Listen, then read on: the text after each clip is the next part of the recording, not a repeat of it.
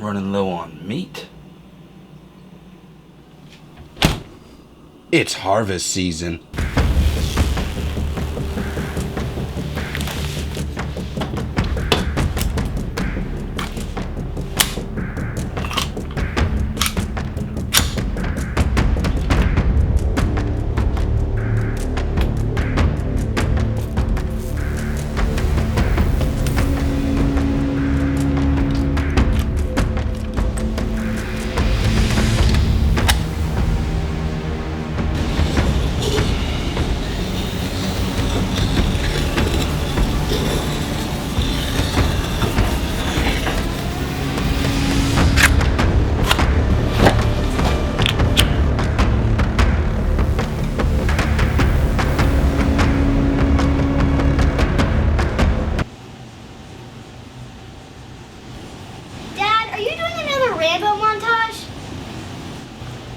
No.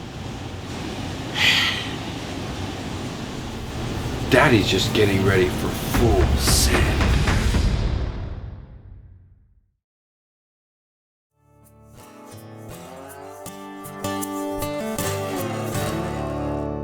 What is going on, all my reasonable preppers out there? Welcome to the channel. As always, I am Joshua, and I've got to say, if you're here for the first time, welcome.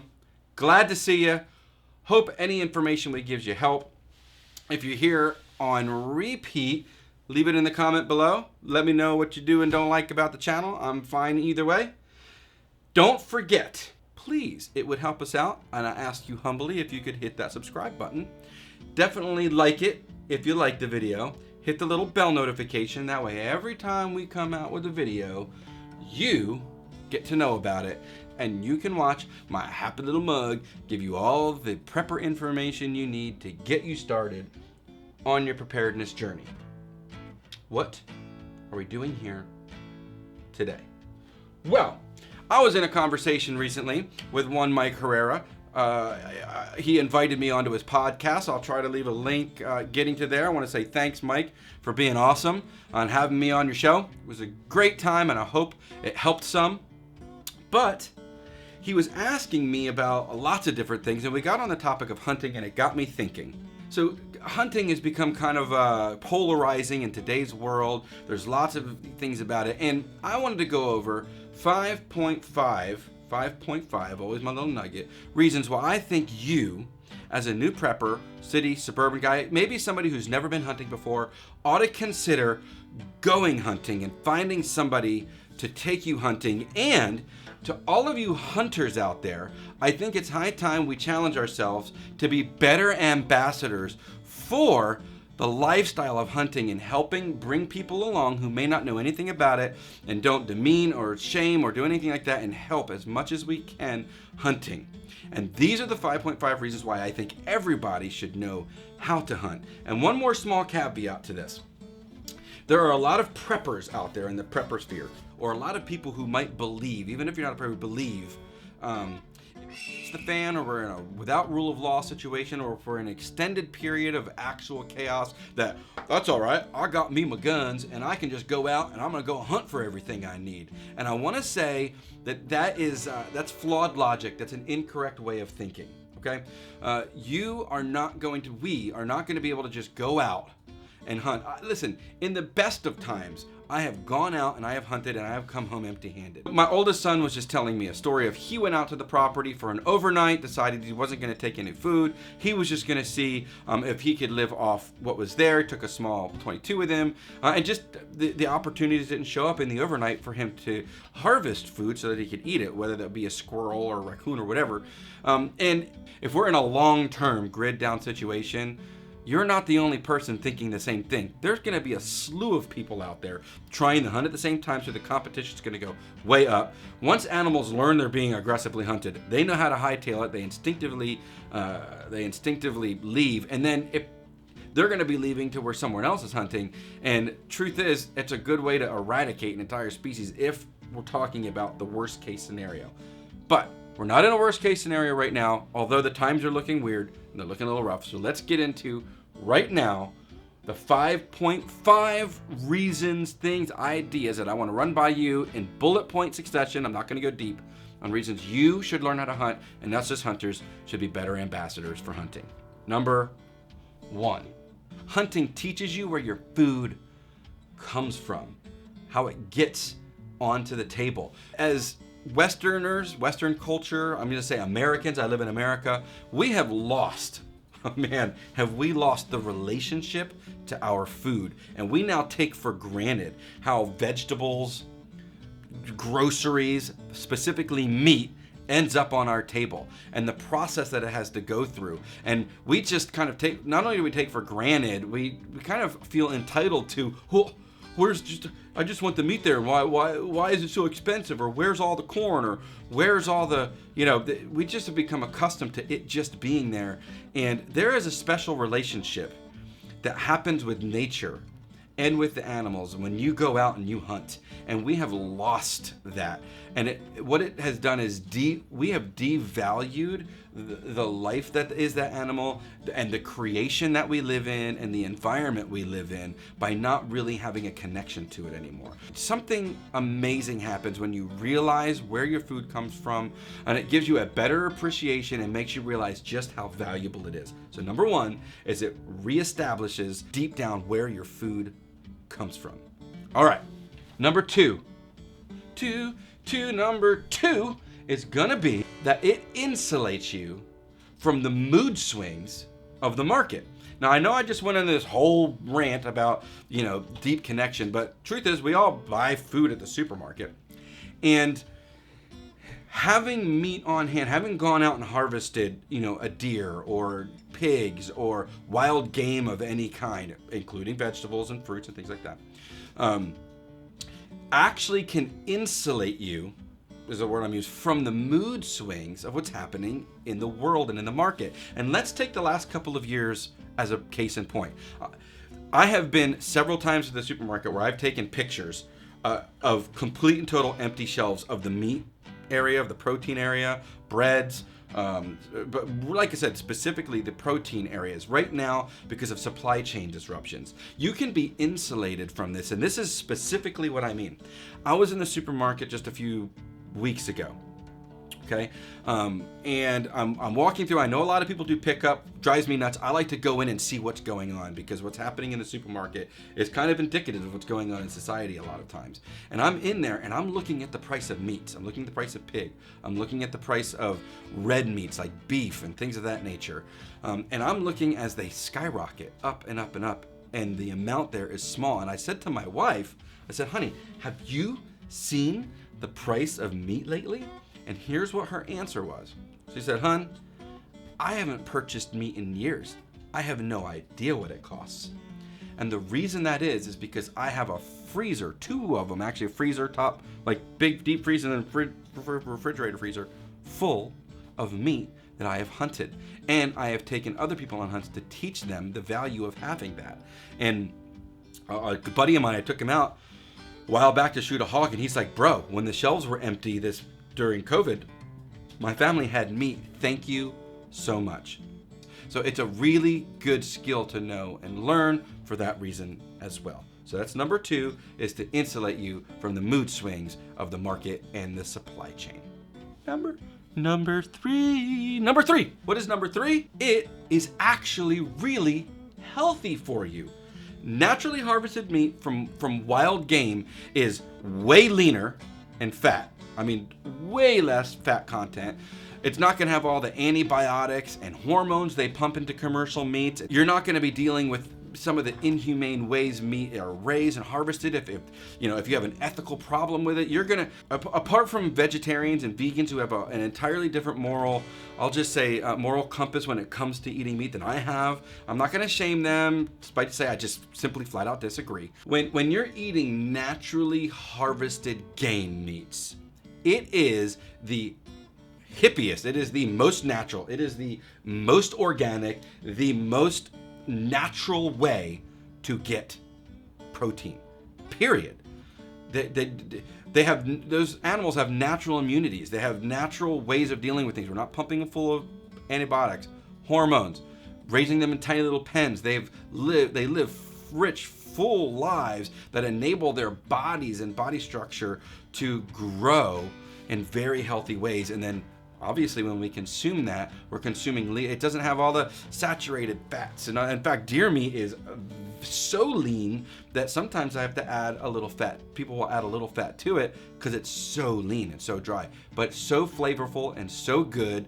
So many different ways to prepare it. You're going to be preparing lighter, fresher, healthier meats with what if you're harvesting vegetables, if you're harvesting wild edibles. I mean, these things are all really good for your body to intake. You're going to be utilizing those proteins well. Name a more natural way to go about getting meat that doesn't have all the baggage attached to it that happens within the commercial markets. Okay? So number 3, real quick, is it's super duper healthy for you. Okay, number 4. This one's a little more philosophical, abstract. Hunting teaches you patience and great survival skills. Hunting is not easy, okay? Extreme patience, whether you're stalking, hiking through the woods, not wanting to make a lot of noise, whether you're blind hunting, like here in Texas happens a lot, waiting on animals, learning the rhythms of nature and how animals come in and feed and how they leave, the behavior they do. It teaches you a deep sense of being patient, waiting, almost like you slow down to go fast. You know, you want to slow down your mind, you slow down your body, look around and observe. These practicing observances translate into other parts of preparedness. It's going to teach you things like situational awareness, looking for things where other people aren't. When you're hunting, you're looking for movement in the distance to figure out what it is and discern what it is. Movement of plants and bushes, how animals ebb and flow with the morning and the evening and their bedding down times. That all translates into seeing things out in the real world that just aren't there. Maybe threats or someone who might need help with something. My hunting skills have helped me out with literally noticing if someone needs help, because they're just a little off, so it enables me to go help and serve them, whether it be a homeless person. And I can practice some survival skills, going without for a while. If I'm sitting in a blind or I'm hunting or I'm on a long hike, it teaches me how to be physically strenuous. It teaches you very specific survival tactics and survival skills and observant patience, tactics on being observant and very patient. Slow down, see what's around, become part of nature, be still. For me, sometimes I pray, and it is about the journey. And the journey is about self-reflecting, learning special skills, and using them in real life, in business, in relationships, and out in society that better serve one another. And I've learned a lot of these things through honing and hunting skill. That's number 4 on my list of reasons why you should go hunt. On to number 5. Okay, number 5 is, it's actually, contrary to popular belief, or some people, even if it's not popular belief, it's really good for the environment. It's not a joke. Hunting is really good for our environment. Do precursory researches. I've done it. Okay? And here are ways that it's actually good for the environment. It actually promotes proper game management. It keeps the predator-prey equilibrium in balance in some areas where it might be out of balance. And you can actually grow herds of animals through proper hunting and proper game management. It actually helps decrease disease in animals. Believe it or not, if you just stop hunting altogether, it's happened in other states, just stop hunting and let the animals do it, they will actually start dying of disease, of overpopulation, of hunger, because they start eradicating the food sources in their area. And sometimes the different game species will actually become their own detrimental to their own species. And so having hunters come in and help create, once again, that equilibrium helps cut down on disease and propagates healthy growth of animals. This is true. Reading a couple of different conservation websites, and they were giving information on just how they can keep disease, things like chronic wasting disease, excessive starvation, things which isn't a disease, but different parasites at bay by properly managing herd. Did you know that money generated from hunting, specifically from hunting, not only in regional markets like like going there and people eat and consume and buy in local markets, but specifically from hunting licenses, educational programs, that some $7.5 million, some people say a day, but we're talking about lots of millions of dollars a month, gets generated from hunters specifically for things like scientific research for general areas, rehabilitation programs of animals and wetlands and drylands and desert lands and things like that, all funded by hunters. Research and maintenance of specific habitats for the different states and regions of the country and the world lived in, and absolute conservation efforts. Hunters actually give millions of dollars a year for areas to not hunt, just for conservation. Some people don't know this, but it is true. I know that it is, and you can actually help promote healthy environment, healthy conservation, healthy scientific research on game biology, game management, species growth, things of that nature, by being part of, while things are good, the hunting community and sowing into hunting through paying for licenses and things like that. So that they're in, I would say the majority of hunters behave this way because we want to go out into nature and enjoy it, to experience it. And the better care we take of nature, the better care we take of the species, the better care we take of these animals, the more opportunities there are to go out and enjoy it. So remember, it does help the environment and is environmentally conscious to go out and hunt. And you can disagree with me, but I believe it to be true, and I know it to be true based on my lived experience of hunting and being part of nature. So that's number 5. And now on to 5.5. What's my 0.5? Little nugget, the half nugget, the little thing that I just add on there for my own gratification and help you out, and that is hunting. It's fun. Like camping is fun. Like learning anything new can be fun. Challenging, but fun and rewarding. I have some of the fondest memories with my children, with my friends, going out to the woods to hunt. Sometimes we kill animals and harvest meat. Sometimes we don't. I was on a hunt 15 years ago at least with a good friend of mine, and I was getting stressed out. It was a bear hunt. I was getting stressed out because we weren't seeing animals. We were coming close to the end of the season, and I was starting to get stressed and starting to get a little agitated that I was gonna have an unsuccessful season, and I've got to admit it was frustrating. And my good friend Jeff stood in front of me, put his hands on my shoulders and said, "Bud, you're awesome, but I want you to remember, it's more about the journey than it is about the destination." And in that moment, I changed my mind, because it's true. It's so much fun, so rewarding to get out into nature with friends, with family, form traditions, go over all of the things we talked about, learning where my meat comes from and learning how to process it and learning how to do this and realizing that I'm taking part in generating an ongoing ecosystem and being part of that instead of just consuming is super rewarding and a lot of fun. We've laughed, I've cried, I've worked myself to death, I've hooted and hollered and high-fived and literally cried during hunting with different people, different family, with the people that I'm in relationship with. And so I just want to say that it is fun and is rewarding. And these are my 5.5 reasons why maybe you, if you've never done it before, but you're on the fence, should I even learn how to do this? Is this a helpful, useful skill? The answer is yes. And I want you to find another person who's an avid hunter, and I want us as avid hunters to do more being ambassadors. Let's teach, let's learn. Let's start building hunting camps together again. Let's start building hunting community together where we go out and we work together to hunt. And although I'm chastising some hunters, I want to commend all of the hunters now that do that make it about community, make it about good game management and good environmental management, and about being relational with the people around you and learning those skills, new skills, and teaching new skills. If you agree with anything I've said, leave it in the comments below. If you disagree, I ask that you keep it cordial, but go ahead and leave it in the comments below. All helps out. I'll engage with everybody the best I can. And I just want to say thank you from the bottom of my heart for all who's willing to watch this and enjoy it and learn from it. I want to thank Mike Herrera again for having me on his podcast. It was so beneficial for me, and I hope it was beneficial for you. And as always, I'm Joshua. Please remember, just because you're prepared does not mean you're paranoid. Blessings to all.